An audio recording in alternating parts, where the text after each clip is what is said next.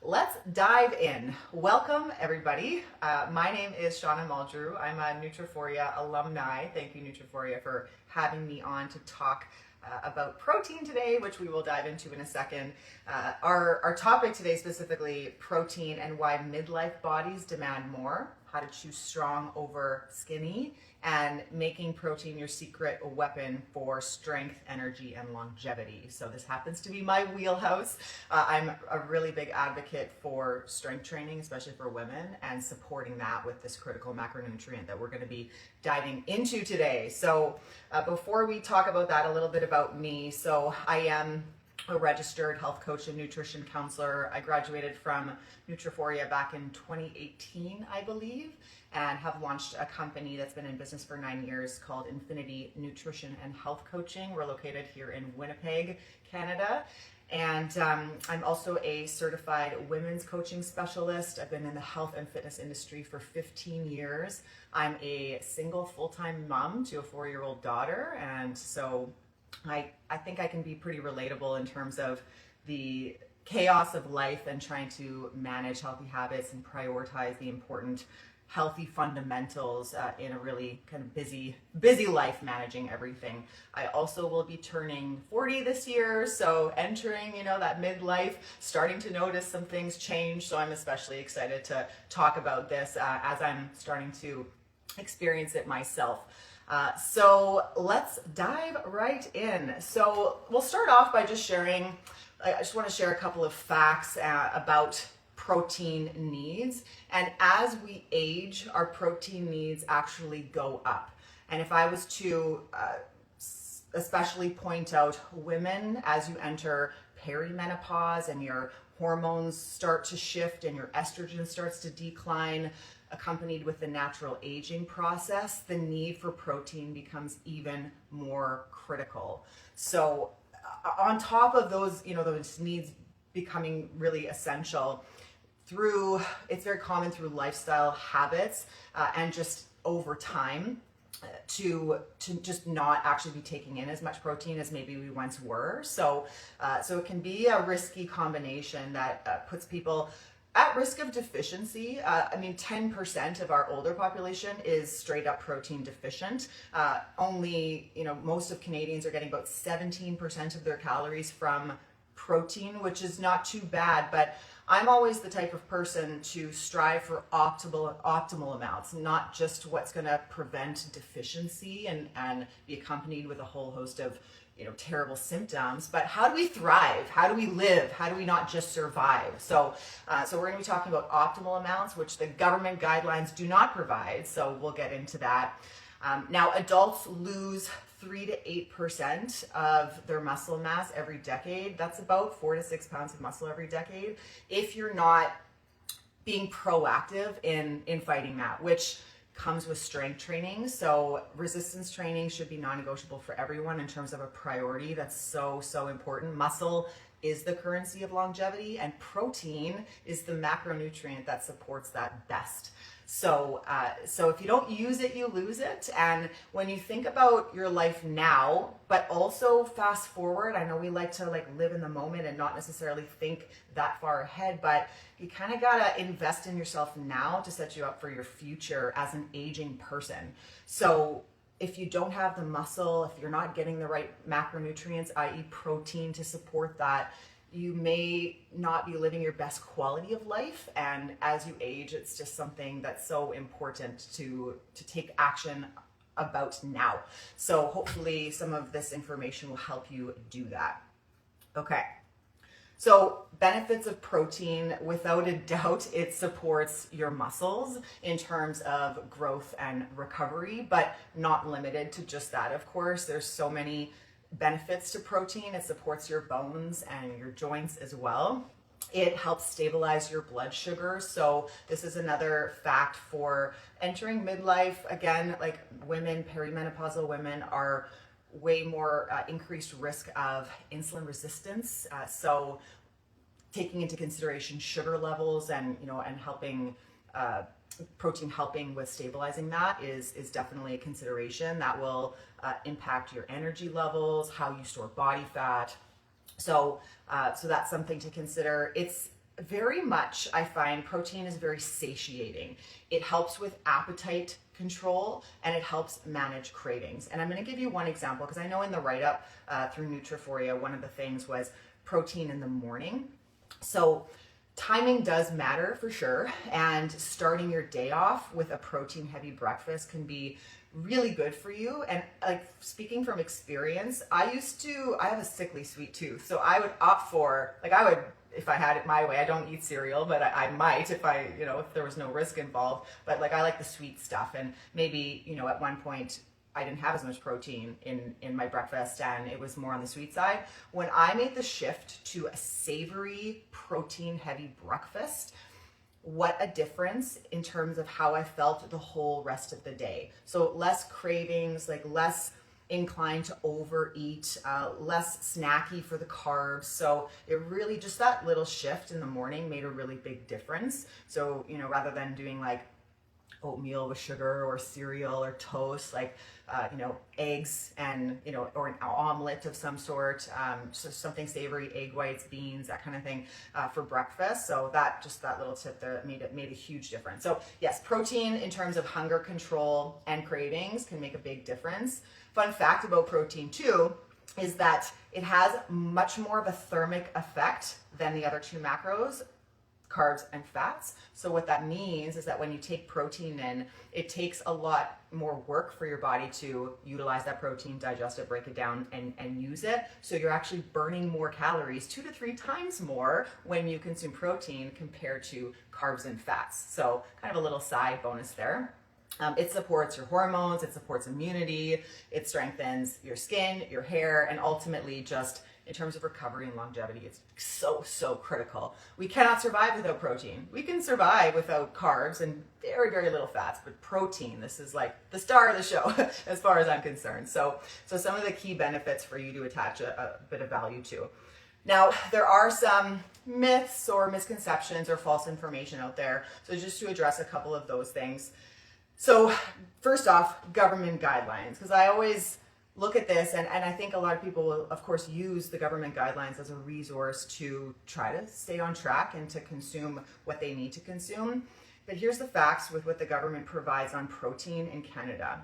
The recommended amount is 0.36 grams per pound of body weight or desired body weight. And that is far too little. I think that's like maybe 50 grams a day, give or take, depending on you and your body type and your weight. So these guidelines are created to prevent deficiency, not for optimal amounts. There's a big difference. So I don't want to be getting just enough and still dragging my feet. Like, I want to thrive. I want energy. I want the full benefits, right? So we're going to talk about how much you actually need and what you should actually be striving for in just a second. But just err on the side of caution with like the recommended daily intakes and, adequate amounts that, it may not be quite enough depending on your goal. And especially if you are strength training and your body needs more protein for that fuel and that recovery when you're adding resistance training into your week, which you should be. Okay. Now, protein makes you bulky. Strength training makes you bulky. I think that's a common myth, and I want to squash it so hard because it's just not true. I don't even know where that came from. As women too, like, we're just physiologically not designed to get bulky. You can't get bulky by accident. And take it from me, I've been lifting heavy weights for nearly a decade. Like, heavy weights 3 to 5 times a week for the better part of my adult life. And in prioritizing strength training and protein, I've only gotten leaner. Like, the inches just come off. So please, if you have any hesitation with, protein and strength training being attached to looking too bulky, then that's not the case for women. So don't worry about that. If anything, you'll just become leaner and stronger, which we all want. Now, last myth. So some people have concerns that having too much protein can damage your kidneys. So there's no research to suggest that there's anything unsafe about the optimal amounts that I'm going to recommend to you. So again, it's just misinformation and not something you have to worry about. So just wanted to address those. Now, the big question, how much do we really need? Now, there's a bit of a range. It's never exactly black and white with health and nutrition and fitness, right? And it, may depend on the person and your lifestyle and your age and how much you're lifting and things like that. Generally speaking, so the recommended amount of protein is 0.7 to 1 gram per pound of desired body weight. So what does that translate to? So for simplicity and math, I'll just use the 1 gram, so on the higher side. So if I am 135 pounds, let's say, and I am, active and I want to strive for those optimal amounts, then 135 grams of protein per day would be on the higher side of optimal. Could I get away with a little? Yes. A little less than that? Yes. But just to kind of give you an idea. So most people, most women, they're probably getting 40, 50, 60 grams. It may be advisable over time, not overnight, because as we know from building habits, it's not an overnight thing. And, setting measurable, realistic goals to increase over time is the best strategy for that. But, it's not unheard of to recommend that you may need to double your protein intake if you're falling quite short. So again, 0.7 to 1 gram per pound of desired body weight. So if you have some weight that you want to lose, you're not going based on your current body weight. It would be more of your ideal. And in terms of timing, it's good to spread out your protein throughout the day. And morning, especially, as I already mentioned, is a really strategic way to start your day off strong and then get some of those benefits, like feeling more satiated, not having as many cravings. So a good rule of thumb, let's just say, like if we were to blanket statement this, it's all individualized. Everyone is very different in their unique needs. But if we were to say that I'm going to assume mostly women, maybe midlife, hence the topic here. So we could all stand to try to strive for, let's say, 100 grams of protein a day. So a really simple way to do this is simply get 30 grams of protein per meal. That's 90 grams if you eat 3 meals. And then you have like 10 plus grams you can sprinkle in through snacks throughout the day. So is it reasonable when you break it down like that? I mean, if you center your meals around protein and vegetable, another simple way of thinking about it, always start with the protein and then build from there. It's not so bad. Now, if you're, a protein novice and you're still like, oh, like I still think that's crazy high, like I just don't know how to do that, don't worry. I brought some protein props with me today, so I'll show you some examples and I'll take you through a typical day in the life of me in terms of how I've managed to do it. That at this stage for me is very seamless and pretty easy in my day. Okay, so I'll just take you through what I eat in a day. It doesn't mean you have to eat it, but just to kind of give you some specific real life examples. So my favorite breakfast is that savory high protein breakfast. So eggs with egg whites. Now egg whites are almost purely protein. And this is where I think I'll stand now. I have some props behind me here. So egg whites, I really like. I get the 4-pack from Costco. So for a third of a cup, it's 10 grams of protein, 45 calories. I'll double that. I'll do twice as much in terms of a serving size, just because the calorie and protein ratio is so great. And what I like to do also is throw in maybe some legumes. So plant-based source of protein. If I have time, I would like to address how do you get enough protein if you're more plant-based, vegetarian, vegan, even pescatarian, because that is trickier for sure. But legumes is like a good complementary plant-based protein that you can throw in. I like to throw in black beans with my omelet. I consume like an eggs and toast, pretty classic breakfast, but like the little tweaks. So I use a sprouted whole grain bread that actually has a reasonable amount of protein. I think it's about 9 grams for a serving of 2 slices and only 100 calories. So that's really great. So a little bit of protein in the sprouted whole grain good quality bread with my eggs, my egg whites, plus my legumes, then that's for sure hitting 30 grams or more. And then to top it off, I may have this if I'm having a really hearty breakfast like post-workout, or maybe I'll have it a little later as a mid-morning snack. But I'm a really big smoothie queen, big pro smoothie advocate, because you can put so much good nourishing ingredients into a smoothie and make it taste really good, almost like a milkshake. I've got it down to a science at this point. My daughter loves them, but you can add protein ingredients in there. Greek yogurt, cottage cheese, a simple one being protein powder. You mix it in with your spinach and your flax and your frozen berries and all that jazz. So between the eggs, the sprouted whole grain toast, and the smoothie, like that's 50 plus grams right there. So that's like I'll rotate between those generally for breakfast.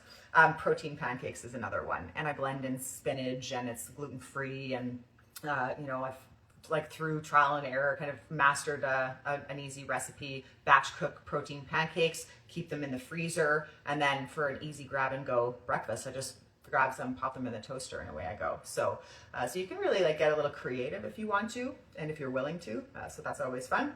So lunches and dinners, again, centering your meal around that protein source. So my go-tos would be boneless, skinless chicken breast and ground turkey as well. So having that, sometimes I'll throw my chicken in with a salad with other ingredients. I really love a good rice bowl, or just a type of bowl with some sort of complex carbohydrate, that protein source, and some vegetables. It's very easy to assemble once you get into it, and again, it's got that high protein ingredient.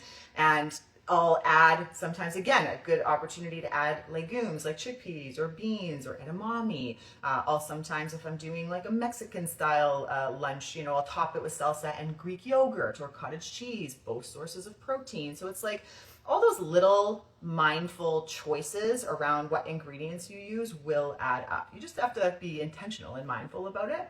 Now, there are some carbs and fats that have protein in them. They're not predominantly protein. So I always say err on the side of caution. If you are vegan or vegetarian, using beans as your primary source of protein is maybe what you're doing, but it is more so a carbohydrate than a protein. So just in terms of balancing your carbohydrates, you're balancing your macros and not over consuming the carbs. You just have to be a little mindful about that. But things like quinoa is also a really good, 11 grams of protein per serving, and good complex carbohydrate. There are some vegetables that have more protein, like cruciferous vegetables. Broccoli would be my number one choice for that. So just again, little things like that. Snacks, so cottage cheese, Greek yogurt.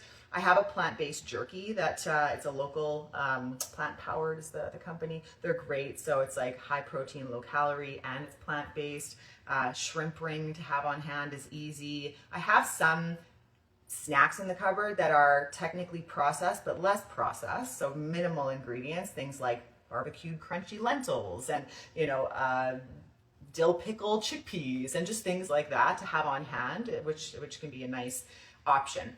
And then probably my favorite for the last year is making protein ice cream. I did invest in a Ninja Creamy to make my own ice cream, and it's you can make really cool recipes using high protein ingredients, and so it feels like a treat, but you're having 30-40 grams of protein, and you're eating ice cream, but it doesn't have all the sugar and the high fat and stuff like that. So again, lots of different little things. That's what I typically eat in a day.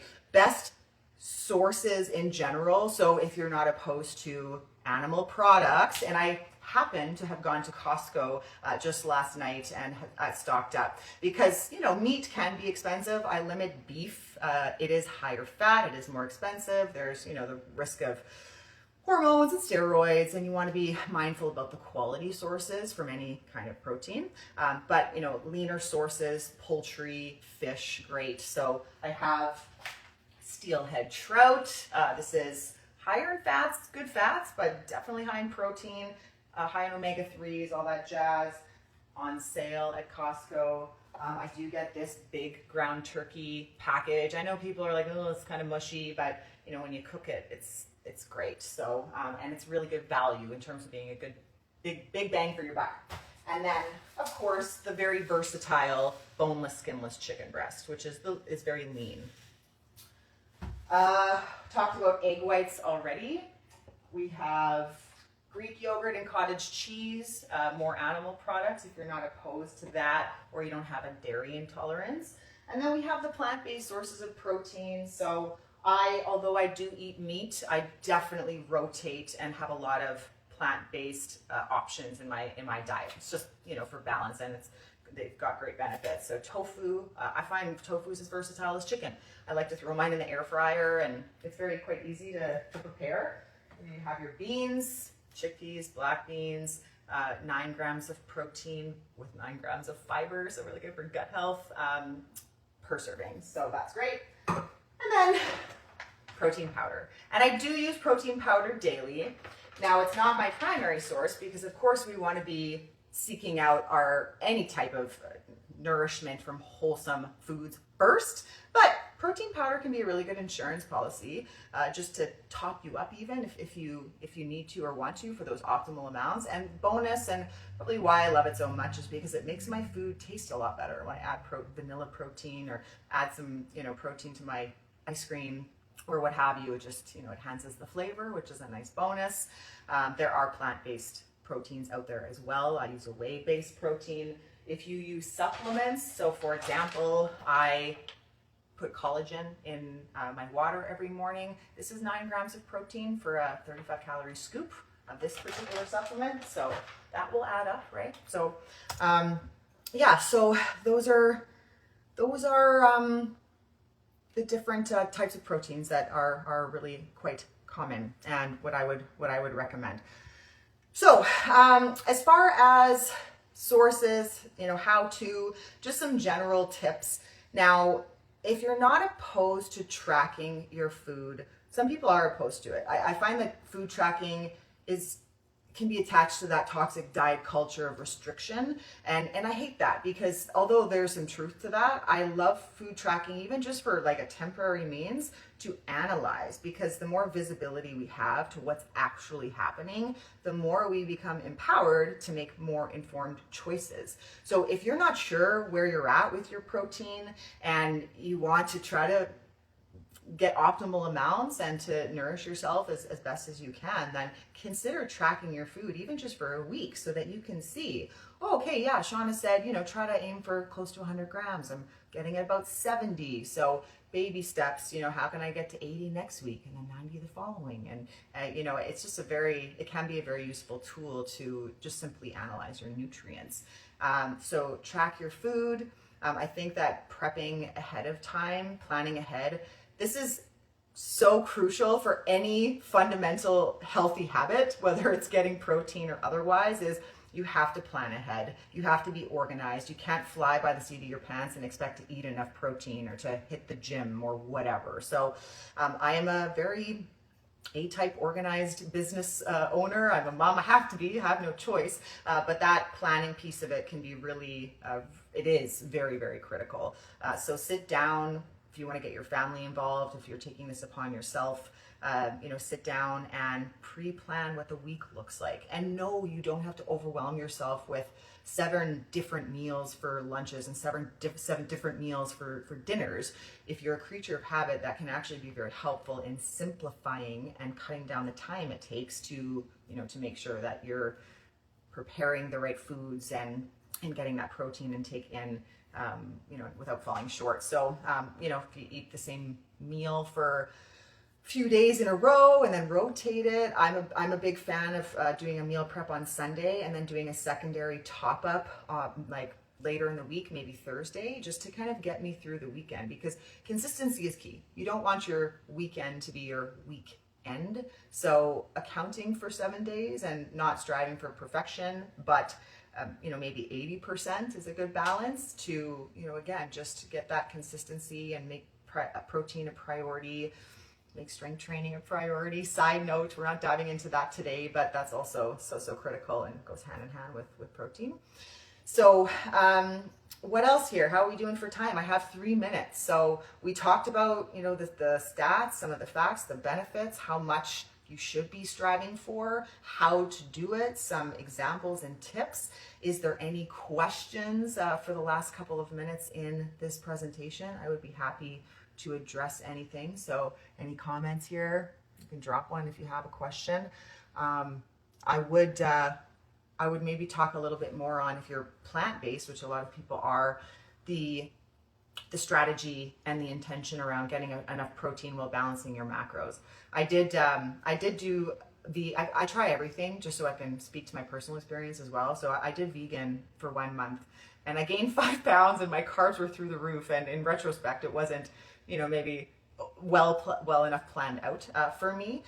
Can you get enough protein and be vegan? It's possible, 100%, but you have to be a lot more strategic. So you're really trying to maximize the foods that have some protein. Like I would choose quinoa over rice every day of the week, just because it has so much more protein. I would choose the cruciferous vegetables as like the star vegetable because they have a little bit of protein.